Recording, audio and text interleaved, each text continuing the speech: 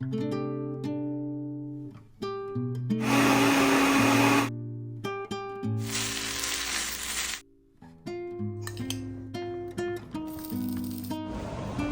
गो।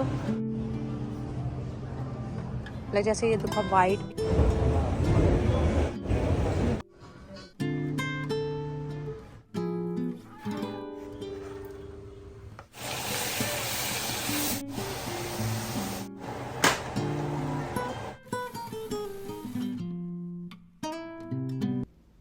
अस्सलाम वालेकुम गाइस, कैसे हैं आप सब? आई होप आप सब ठीक होंगे। अल्हम्दुलिल्लाह मैं भी बिल्कुल ठीक हूँ। Welcome back to my channel Rani's American dreams and welcome back to another very beautiful day, another vlog.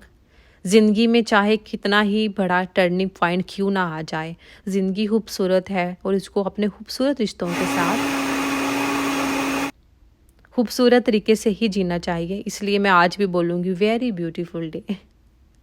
हर इंसान की ज़िंदगी में ना कोई टर्निंग पॉइंट आता है। कुछ ना कुछ ऐसा होता है उसकी लाइफ में जब उसकी लाइफ एक अलग ही टर्न ले लेती है। उसको लगता है कि उसकी ज़िंदगी बदल गई है।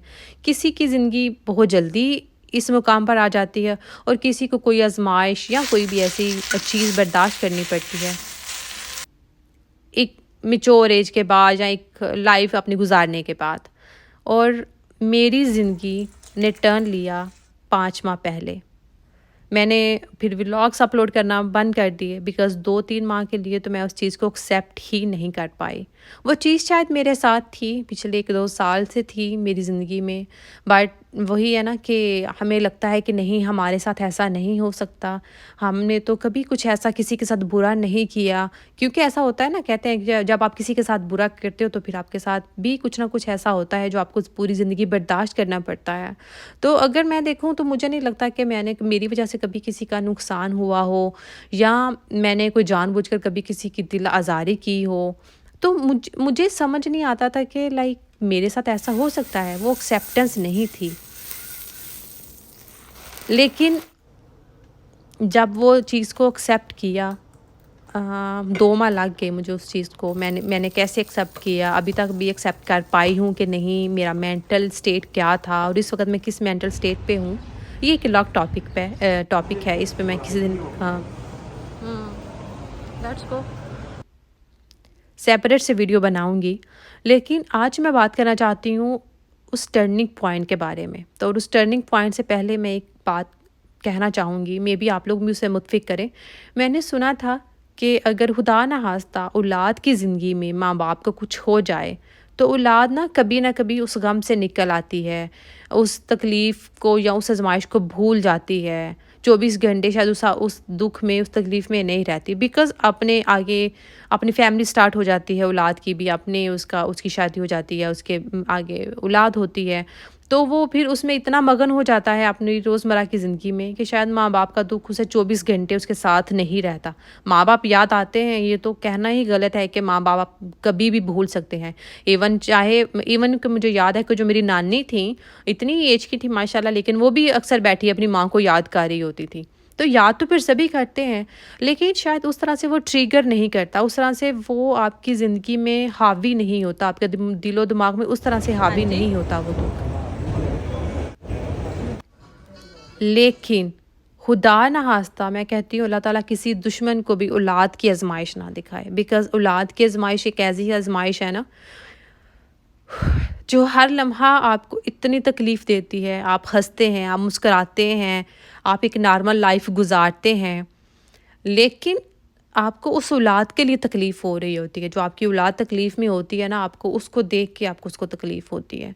तो मुझे भी समझें कि मेरी ज़िंदगी में भी एक ऐसा मोड़ आया है और मेरी ज़िंदगी कितनी बदल गई है। वही बात कि मेरी पर्सनैलिटी में क्या चेंज आया है, या मेरी थिंकिंग, मेरा एटीट्यूड टुवर्ड्स लाइफ़, या मेरा जो नज़रिया था ज़िंदगी को समझने का, रिश्तों को समझने का, स्पेशली अपनी जो फैमिली लाइफ है उसको समझने का, वो कितना चेंज हुआ है। मेरी mental health, physical health, emotional health, ये अब किस लेवल पे है, ये मैं अपनी ये तमाम बातें आपसे ज़रूर शेयर करूँगी to motivate all the home makers जो मुझे देख रही हैं। बिकॉज़ आजकल ना आप बहुत सी वीडियोस देखते हैं, बहुत सी वीडियोस मेरी नज़र से भी गुज़रती हैं। जो होम मेकर्स या मॉम्स या हाउस वाइफ्स को मोटिवेट करने के लिए होती हैं। बट मुझे लगता है कि मैं तमाम होम मेकर्स और स्पेशली मॉम से कहना चाहूँगी, अगर आपकी ज़िंदगी में छोटी मोटी टेंशन्स है ना, घर को लेके आप थक जाती हैं काम करते हुए, आप सारा दिन घर में बोर हो जाती हैं, या आपकी ज़िंदगी बिल्कुल एक ही पैटर्न में चल रही है, बिल्कुल जैसे लाइक मोनोपोली हो गई आपकी लाइफ, ऐसे जैसे सुबह से लेकर शाम तक एक ही रूटीन है, बच्चों के साथ बहुत हेक्टिक रूटीन होती है। उस वजह से अगर आपको लगता है कभी कभी कि आप डीमोटिवेट हैं, आप फाइनेंशियली इंडिपेंडेंट नहीं हैं, तो आप डीमोटिवेट हैं, आप से कोई दिल की बात करने के लिए नहीं है, आपको समझ नहीं आती कि आप अपनी छोटी छोटी प्रॉब्लम्स को कैसे सॉल्व करें, तो आप डीमोटिवेट हैं, तो यकीन माने खुद को डीमोटिवेट कहना और होना छोड़ दें। बिकॉज मोटिवेशन हमें कब चाहिए अपनी लाइफ में, इसका मतलब मुझे अब समझ में आया है। अगर आप उन लकी लोगों में से हैं जो जब रात को सोते हैं, स्पेशली सोते वक्त मैं बोलूँगी, कि जब वो रात को सोने के लिए लेटते हैं और उनको उनकी ज़िंदगी में कुछ ऐसा नहीं है, उनके दिलो दिमाग में कोई ऐसा बोझ नहीं है जो उनको सोने ना दे, कोई ऐसी टेंशन नहीं है जो उनको सोने ना दे, जो कोई ऐसी सोचें नहीं है जो उनके दिमाग में लाइक घूमती रहती हैं सोचें कि ये अब ऐसा होगा, अब ऐसा करूँगी, अब ऐसा करना है, ये कैसे होगा, ये कैसे कर पाऊँगी, क्या मैं इस काबिल हूँ, मैं कर पाऊँगी, क्या मैं इतनी अहल हूँ कि मैं अपनी इस आजमाइश को बखूबी जो है वो इससे निकल पाऊँगी, या मैं ये सब कुछ कर पाऊँगी। तो अगर कोई भी ऐसा नहीं है जिसके साथ आपने डील करना है, ऐसी कोई प्रॉब्लम नहीं है डील करने के लिए, तो यू आर द लकीएस्ट, और आप लकी वन हैं। एंड प्लीज़ खुद को डीमोटिवेट करना छोड़ दें, ये समझना छोड़ दें कि आप डीमोटिवेटेड हैं। जब आप ये समझ नहीं छोड़ देंगे ना, तो सीरियसली ज़िंदगी बहुत खूबसूरत है। बस मैं वही बात कि अगर आप सेहतमंद हैं, आपकी औलाद, आपके माँ बाप, आपके खूनी रिश्ते सेहतमंद हैं, तो खुश रहें। छोटी छोटी ज़िंदगी की जो टेंशन्स हैं, वो तो शायद एक जो बच्चा आज 2 साल का बच्चा है, उसको भी ज़िंदगी में बहुत सी टेंशन्स होंगी, वो भी कुछ करना चाह रहा होगा ज़िंदगी में, उसको लगेगा कि मेरे साथ तो ये प्रॉब्लम है। तो प्रॉब्लम्स, ये छोटी छोटी प्रॉब्लम्स तो हमारी ज़िंदगी का हिस्सा हैं, लेकिन जो आजमाइशें आपको अल्लाह ताला ऐसे देते हैं कि आपने कभी सोचा भी नहीं होगा, तो तब आपको डीमोटिवेट होना है। और उस लेवल पे आप कितने मोटिवेटेड हैं, मैं कितनी मोटिवेटेड हूँ, मैं आप लोगों से कभी ज़रूर शेयर करूँगी। वही बात कि अभी मुझ में शायद हिम्मत भी नहीं। आज ना मैंने बहुत सोचा, 2 घंटे सोचा कि मैं क्या इस टॉपिक पे बात करूँ, ना करूँ, क्या अल्फ़ाज़ यूज़ करूँ, तो इतना ही मैं डिस्कस कर पाई। लेकिन जिस दिन मुझ में हिम्मत हुई, तो मैं आप लोगों से क्या मेरी ज़िंदगी में टर्निंग पॉइंट आया है, मेरी लाइफ में उसमें क्या चेंज आया है, हमारी फैमिली की लाइफ में ओवरऑल चेंज क्या आया है, हमारे घर के माहौल में क्या चेंज आया है, तो ये सारी बातें ज़रूर आप लोगों के साथ शेयर करूँगी to motivate all of you, जो भी मुझे देख रही हैं औरतें। तो यहाँ पर ना मैं आप लोगों के साथ ये कीमा भरे करेले हैं। वैसे मोस्टली मैं पका हुआ कीमा, लाइक जो कीमे का मसाला बनाते हैं, वो फ़िल करती हूँ, लेकिन ये कभी कच्चा कीमा भी ऐड कर लेती हूँ। तो ये मैंने ना कच्चा कीमा की स्टफिंग की थी। तो यहाँ पर ये एक टिप है, आपने देखा कि मैंने धागा नहीं लपेटूंगी इसके ऊपर, तो मैंने ना मेरी मामा की टिप है। मैंने मामा से पूछा कि हमारे घर में तो जब भी भरे कीमा के करेले या इस तरह के करेले स्टफिंग वाले बनते हैं, मेरी मामा बहुत मज़े के बनाती हैं, प्याज और उसके अंदर जो धनिया, कूटा हुआ धनिया डाल के मसाले वाले भरे करेले, तो वो बहुत मज़े के गर्मियों में बनाती हैं। तो मैंने देखा बचपन से कि हमारे घर में तो जब भी करेले, ये स्टफिंग वाले करेले बनते हैं, इनके ऊपर कभी भी मामा ने धागा नहीं लपेटा। अदरवाइज दूसरों के घरों में मैं देखती हूँ तो ऊपर धागा लपेटा हुआ होता है। तो मैंने मामा से क्वेश्चन किया कि ऐसा क्यों है, क्योंकि वो मसाला ना निकले, इसके लिए आपकी क्या टिप है? तो मामा ने कहा कि इसके लिए ये टिप है कि आपने जो कट है करेले में, वो पूरे करेले को कट नहीं करना। लोग क्या करते हैं, वो एक साइड से शुरू होते हैं करेले में कट लगाना और एंड तक, यानी कि पूरे करेले में कट लगा देते हैं, तो फिर डेफिनेटली उनको करेले को बाइंड करना पड़ता है धागे के साथ। लेकिन मामा सिर्फ सेंटर में कट लगाती हैं, थोड़ा सा, लाइक 50% आपने कट लगाना है, 25% ऊपर वाली साइड से, 25% नीचे वाली साइड से आपने कट नहीं लगाना, वो छोड़ देना है एरिया। और जो चम्मच के जो बैक साइड है, जो हैंडल है स्पून का, उसकी मदद से आपने सारे बीज निकाल लेने हैं।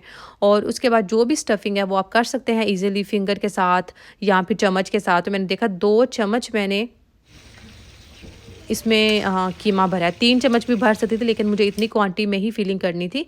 जितना भी आप फिलिंग करेंगे ना, बिल्कुल भी नहीं निकलेंगे। आप शैलो फ्राई करें, डीप फ्राई करें, हो ही नहीं सकता कि मसाला निकले। तो मेन जो इसमें टिप थी वो थी कि आपने करेले को हमेशा दरमियान में थोड़ा-सा काट लगाना है।